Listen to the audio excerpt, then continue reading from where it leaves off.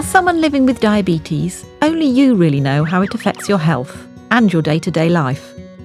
Sometimes living with diabetes can feel like a juggling act, and with only a few hours of contact with healthcare professionals every year, making the most of your time with them and working out what's important to you can be difficult. But it doesn't have to be like that. Care planning should be available to everyone with diabetes. It gives you a say in every aspect of the care you get and helps you and your diabetes team work together in partnership. It also gives you the chance to stop and think about how things are going, look at your options and decide what you'd like to get out of your diabetes care. Let's see exactly how it works, using Nick here as an example.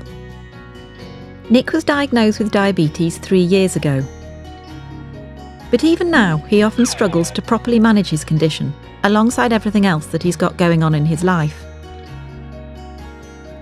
Recently, Nick's nurse invited him in for his annual diabetes checks. She also arranged a separate care planning appointment for him. Shortly before he attends the appointment, Nick receives the results of his annual diabetes checks, with an explanation of what they mean, as well as some questions for him to consider.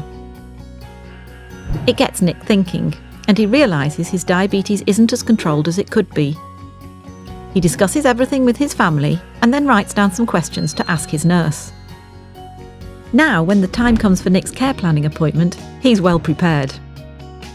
Nick's nurse encourages him to talk about what really matters to him and describe how he feels about living with diabetes. His nurse shows concern that Nick has missed some of his appointments in the past.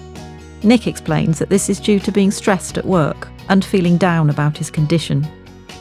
After discussing how he feels some more, Nick thinks about the changes he'd like to make, and his nurse shows him what support is available in his local area.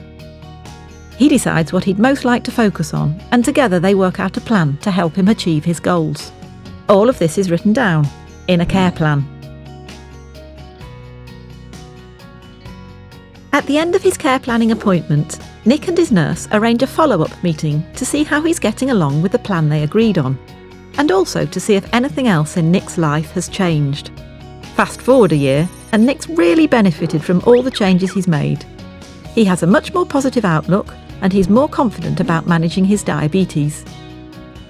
In fact, he's happier than he's been in years. So what would Nick's advice to people with diabetes be? Get your test results sent to you before your care planning appointment. Write down questions in advance of your appointment. Always attend your appointments.